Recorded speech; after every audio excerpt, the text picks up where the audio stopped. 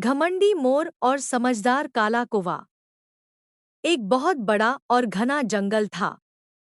उस जंगल में एक मोर रहता था। वह अपनी खूबसूरती पर बहुत घमंड करता था।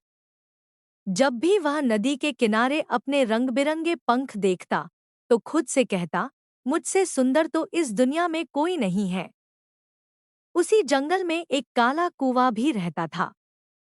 बेचारा कौवा सीधा-साधा था, लेकिन मोर उसे हमेशा नीचा दिखाता था। मोर का मजाक। एक दिन कौवा एक पेड़ की डाल पर बैठा आराम कर रहा था। तभी वहां मोर आया और अपने पंख फैलाकर नाचने लगा। कौवे को देखकर मोर हंसा और बोला, ए कौवे, अपनी सूरत तो देख, कितना काला और बदसूरत है तू। भगवान ने तुझे कोई रंग ही नहीं दिया। जरा मुझे देख, मेरे पंख इंद्रधनुष की तरह चमकते हैं। कौवा चुप रहा।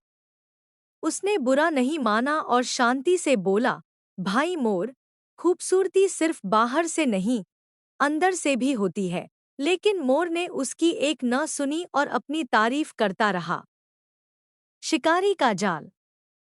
कुछ दिनों बाद जंगल में एक शिकारी आया। उसने मोर के सुंदर पंखों को देखा और सोचा, अगर मैं इस मोर को पकड़ लूं, तो मुझे बाजार में बहुत सारे पैसे मिलेंगे। शिकारी ने चुपके से जाल बिछाया। मोर अपनी ही मस्ती में नाच रहा था और वह जाल में फंस गया। मोर ने बहुत कोशिश की, लेकिन उसके भारी और लंबे पंख जाल में बुरी तरह उलझ गए। वह जितना फड़फड़ाता, उतना ही फंसता जाता। सच्चा दोस्त।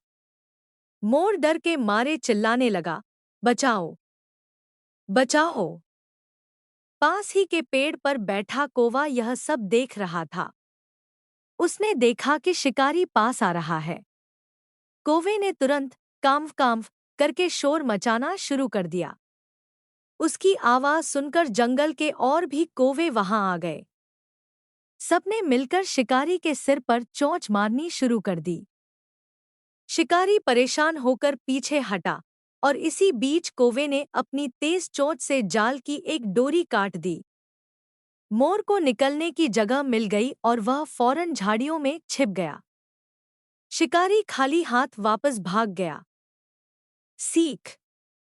जब खतरा टल गया, तो मोर कौवे के पास आया। उसकी आंखों में आंसू थे। उसने शर्मिंदा होकर कहा, मुझे माफ कर दो भाई।